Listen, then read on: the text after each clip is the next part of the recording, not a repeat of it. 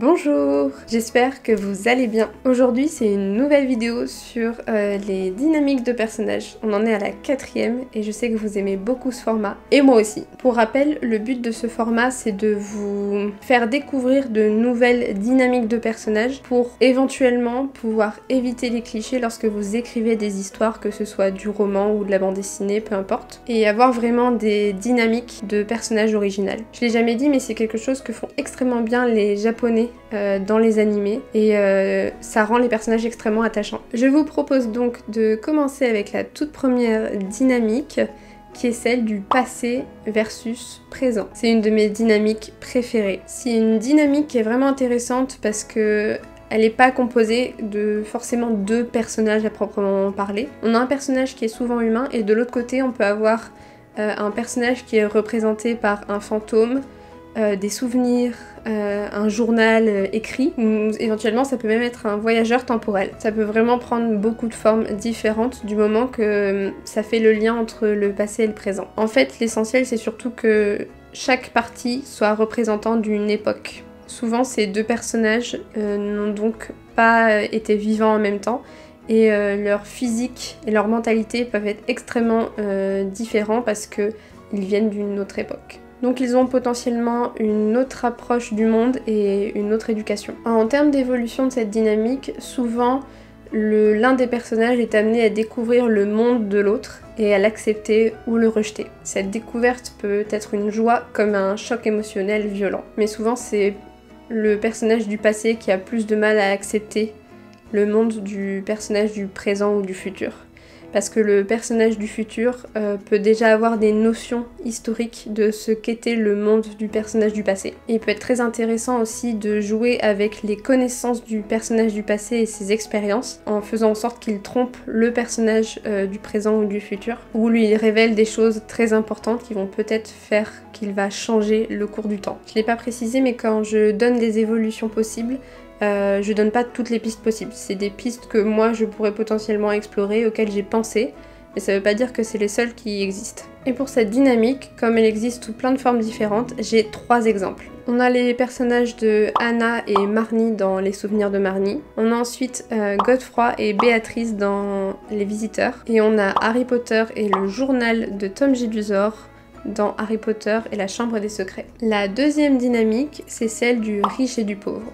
C'est un peu exagéré comme ça, mais c'est une façon de dire qu'ils sont de deux classes sociales significativement différentes. Ce sont deux personnages qui vivent dans le même monde, mais qui n'ont malheureusement pas les mêmes droits, ni le même accès aux choses. Ils voient souvent la vie d'une manière extrêmement différente, et il peut souvent y avoir du mépris entre eux.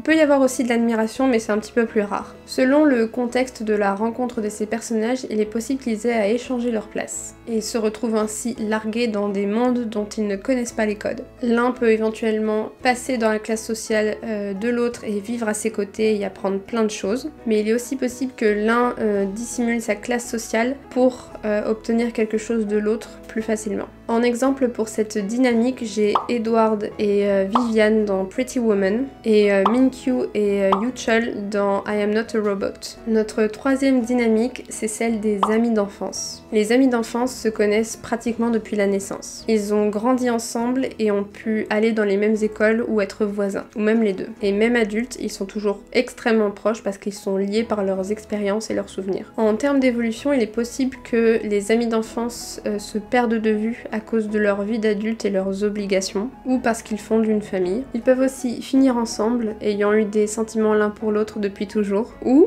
être vus comme une menace par leur partenaire mutuel. Ils peuvent également toujours passer des moments privilégiés ensemble et agir un petit peu comme des enfants lorsqu'ils sont ensemble. Et donc ça peut mener à des événements un peu spéciaux ou à des accidents. En exemple, j'ai bien sûr Julien et Sophie dans le film Jeux d'enfants, mais aussi Newt et Leta dans Les Animaux Fantastiques.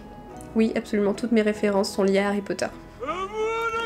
La quatrième dynamique est celle de l'intelligent et du stupide. Ce duo est parfaitement équilibré et a un gros potentiel comique. L'un fait toujours et dit toujours des choses stupides, tandis que l'autre essaye de rattraper ses maladresses. Souvent le personnage idiot est assez drôle, tandis que le personnage intelligent est plutôt sérieux. En termes d'évolution, on peut voir le personnage idiot avoir des moments soudains d'intelligence qui viennent prendre complètement au dépourvu le personnage plus futé. Le personnage idiot peut aussi se retrouver dans une situation extrêmement grave à force de faire des bêtises, et le personnage intelligent peut le laisser tomber, ou du moins attendre avant de l'aider pour essayer de lui donner une leçon. Mais le personnage idiot peut aussi sauver le personnage intelligent et ainsi gagner son respect. Et en exemple, j'ai Astérix et Obélix dans Astérix et Obélix. En 5e dynamique, on a le duo de nerds. Ce duo est très intelligent et a souvent des conversations autour de sujets de niche,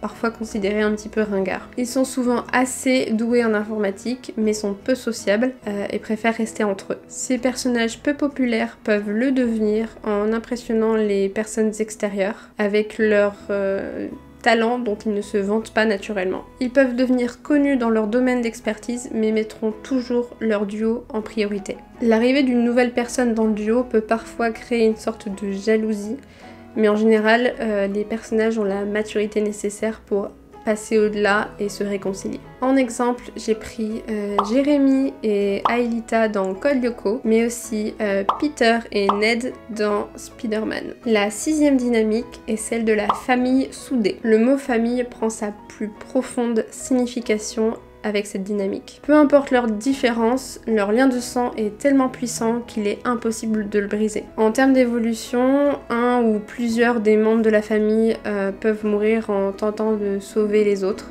Ils peuvent se disputer et ainsi créer une séparation ponctuelle qui viendra potentiellement fragiliser ou au contraire renforcer la famille. Et ils peuvent aussi devenir ennemis d'une autre famille aussi soudée qu'elle, ou au contraire se lier d'amitié avec une autre famille. En exemple, j'ai choisi Tanjiro et Nezuko dans Demon Slayer et aussi la famille Adams dans La famille Adams.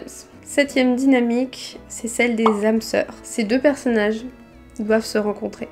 C'est leur destin. Seuls eux peuvent mutuellement se sauver et seuls eux peuvent réellement se comprendre. Leurs âmes semblent connectées par un petit fil rouge. Et puisqu'ils sont liés par le destin, une fois qu'ils se rencontrent, ils restent ensemble pour la vie. Sinon, ils peuvent se retrouver séparés à cause d'un événement tragique et ils seraient prêts à se sacrifier l'un pour l'autre. En exemple, pour cette dynamique, on a Mitsuha et Taki dans Your Name et Shin et Untak dans Gobelin. 8e dynamique, c'est celle du fan et de la célébrité. La façon dont ils se rencontrent peut être révélatrice de leur relation future. Assez souvent, on a un petit peu deux extrêmes. Soit on a un comportement extrêmement excessif de la part du fan qui va venir déranger la célébrité, ou on a un comportement extrêmement respectueux qui va toucher la célébrité. Donc si par exemple la rencontre est forcée par le fan, ça peut très mal tourner, tandis que si la rencontre est plus hasardeuse et désintéressée, ça peut très bien se passer. Cependant, l'inverse peut aussi se produire. La rencontre peut être forcée, mais finalement la relation se développer de manière positive, et la rencontre peut être hasardeuse mais se transformer de manière extrêmement négative. Donc la relation entre les deux peut évoluer vers de l'amitié ou de l'amour, mais la relation peut aussi être extrêmement obsessionnelle. Il est aussi possible d'avoir une dynamique un petit peu comique avec un fan complètement amoureux et la célébrité qui ne cesse de fuir le fan. En exemple pour cette dynamique, j'ai Paul Sheldon et Annie Wilkes dans Misery. 9e dynamique, c'est celle du mariage forcé. Les personnages de cette dynamique sont souvent forcés au mariage pour une raison sociale ou financière. Les deux peuvent donc réussir à trouver un terrain d'entente et s'apprécier, voire tomber amoureux, mais ils peuvent aussi se détester et ne pas supporter la présence l'un de l'autre. Ils peuvent également trouver un arrangement et ainsi faire fructifier leur mariage, tout en ayant leur vie à côté et même potentiellement des relations amoureuses en parallèle. Pour cette dynamique, en exemple, j'ai Emily et Victor dans Les Noces funèbres et Clarisse et le Vicomte dans Le Château de Cagliostro. Et enfin, 10e dynamique, c'est celle du patron et de l'assistant. Ces deux personnages ont une relation professionnelle basée sur leur hiérarchie et donc le patron est au-dessus de l'assistant. La relation peut être abusive avec le patron qui malmène son assistant ou au contraire, avoir un assistant qui malmène son patron. Avec le temps et l'expérience, l'assistant peut devenir aussi compétent que son patron et vouloir sa place, mais ils peuvent aussi devenir associés. Ils peuvent également développer une relation amicale, amoureuse ou devenir de grands ennemis. Et pour cette 10e dynamique, j'ai en exemple Andrea et Miranda dans Le Diable s'habille en Prada et Yoongjun et Miso dans Qu'est-ce qui cloche chez la secrétaire Kim. Voilà pour ces 10 dynamiques de personnages. N'hésitez pas à me dire laquelle vous avez préférée en commentaire et éventuellement à donner des exemples tirés d'œuvres que vous aimez qui correspondent aux dynamiques que j'ai citées. Et je vous invite bien sûr à liker cette vidéo et à vous abonner. Je vous remercie d'avoir passé ce petit moment avec moi et je vous dis à la semaine prochaine pour une nouvelle vidéo. C'était Getis. Bye bye!